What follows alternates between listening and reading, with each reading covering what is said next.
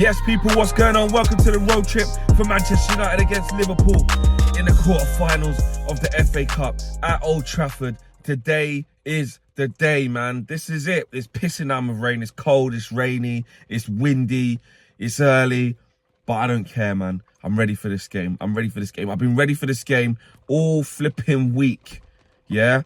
I've had people saying, oh, you're an idiot, you're deluded, oh, why are you saying this, oh, on what planet does he live on, oh, why do you think this, or why do you think that? Told you guys, we have to do it. It's because we have to do it, and you know what, I'm leaving it all out there, not no half-hearted thing, I reckon we'll probably do it, but, you know, maybe we won't, no, I've just gone all in. This is the last biggest game of the season.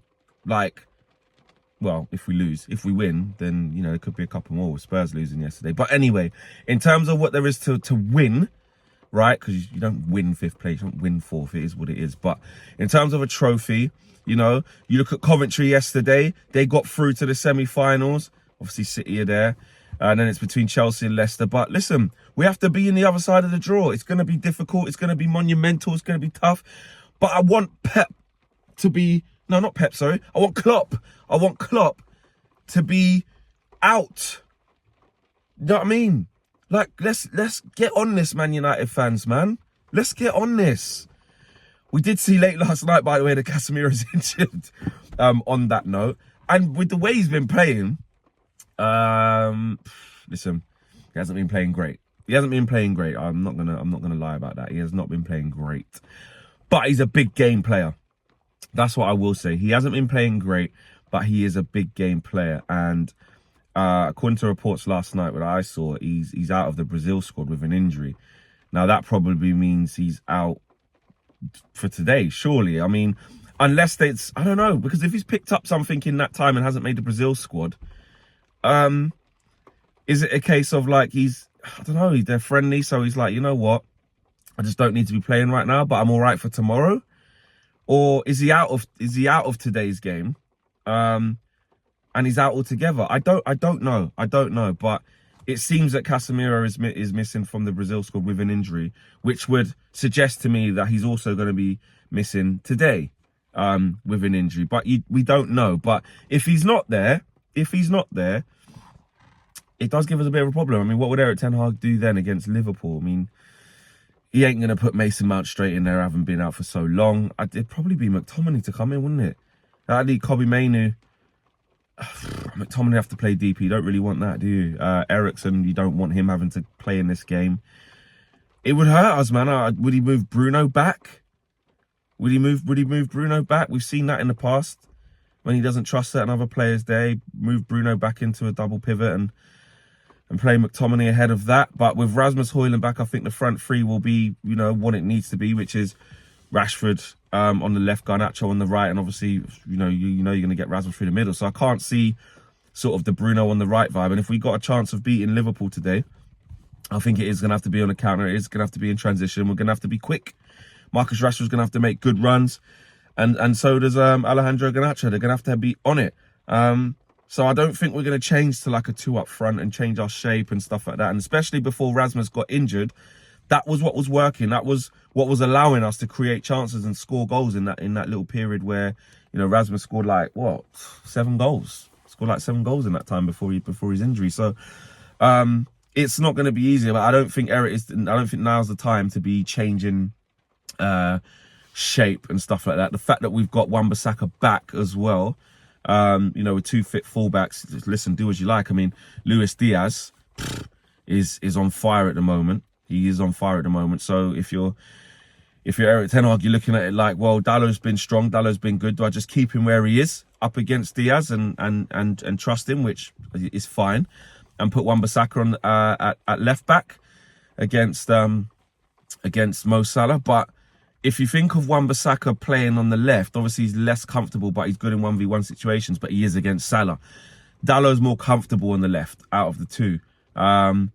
So whoever you know Wan-Bissaka comes in against, it's mate, you've been out for a couple of months, but welcome back. Salah or Diaz, take your pick. Which one do you want? You know, and to be fair, they both come with different complexities. You don't need to explain why they're both so good, especially with the Salah situation, but they do give you different types of threats. Diaz just gives you that tireless running, that making them runs from outside to in, try and twist you up. He just does not stop. He's something possessed. And Salah just gives you that unpredictability. He can take you left, he can take you right, he can find himself in the centre of the pitch. But I don't know which way we go with that. But the fact that we've got 2 fit fullbacks, even though Wan-Bissaka's been out for a long time, is a massive plus. Be interesting to see how fit he is. Like, you know, obviously he's been out for a couple of months, I think it is. But it's a big game to come back into. Do you know what I'm saying? It's a big game to come back into. But that helps. Harry Maguire's back as well. Listen, I mean, Johnny Evans didn't go on international duty because he's got an injury, but that could be because I think they said he was sort of nursing an injury. You know, he's come off early in a couple of games. He's just been getting through. So it's probably not right for him to go and play international duty, but he could be all right for this game. He's just not going to overdo it at this age, 36, to go and play for his country. So maybe he could still play, but I don't know. I would kind of think that Maguire and Varane would play. But again, how many, obviously we need players back.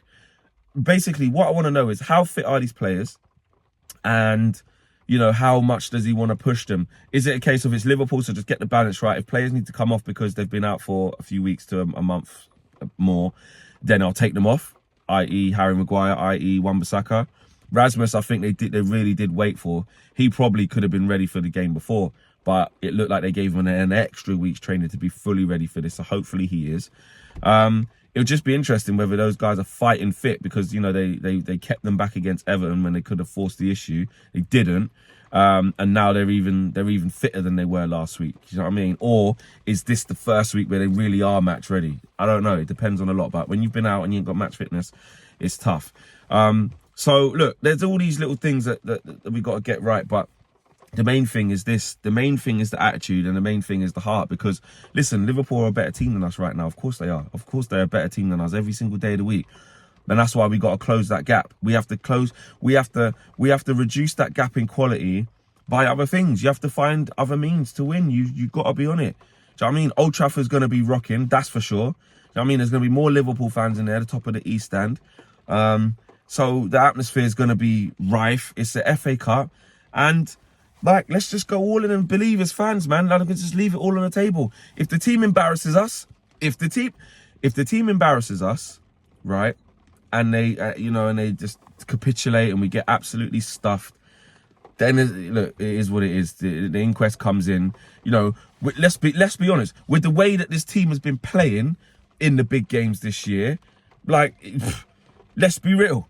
It isn't beyond the realms of possibility. But I just want to forget all negativity, full positive vibes, and just stick to my guns, man. Stick to my guns, because I tell you what, if I come on some pessimistic vibe of, I reckon I just don't know how we're gonna beat this Liverpool team, man. What the fuck that? Like, no one's gonna feel sorry for us and go, oh well, this Liverpool team was supposed to beat Man United already. They already said there's bare pressure on us if they play their kids, blah di da di da. Do you know what I mean? Like, it doesn't matter how you lose. If you lose, you're gonna take heat. So I may as well lose if that's what's gonna happen, which is not gonna happen because we're gonna win. But just by going for it, like, this is the last big game of the season, like I said, for something to win. And I'm going all in. Before I know it, it's going to be the end of the season, 10 games left, might not get top 4/top 5, and then just look forward to pre-season. So get up for it, man. These are the games. Going up to Old Trafford, being in these type of games, I don't want to take it for granted. And you know what? And this is actually something I thought about. I saw Ange yesterday before their game sort of saying about, because some stupid report was on about plastic fans and tourists and stuff like that. And it was such a great answer that he gave. And it made me just remember, like, I'm so privileged to go to Old Trafford. Like, do you get that? Like, in terms of, like, around the world, obviously I'm encouraging everyone to watch this game as United fans and just get behind the team. Just, you know what I mean? We've taken some bad losses against Liverpool. Let's believe, guys, for one last game. But also on a personal, it's like, you can get wrapped up, like, going week in, week out to Old Trafford, right? And yeah, it's been crap and stuff like that. And the novelty can wear off when the team doesn't do well. And you're like, oh, fucking got to travel, 2.5 hours up to Old Trafford, 3 hours, whatever it is. La-di-da, oh, we're going to lose, or this, that, and the other. People give their right arm.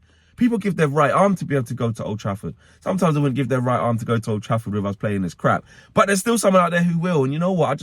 I'm like, you know what? It's true. Like, get up for these games, man. This is what being a fan's all about. Win, lose, or flipping draw, which we can't draw today. So, look, I'm backing it. I'm going to back that, you know, I'm going to go into DR tomorrow with my head held high in the next round of the FA Cup. Because let's face it, if I didn't say all this, there's been times where, like, I'm more placid and I'm like, oh, I don't know. Still get cooked. Still get cooked.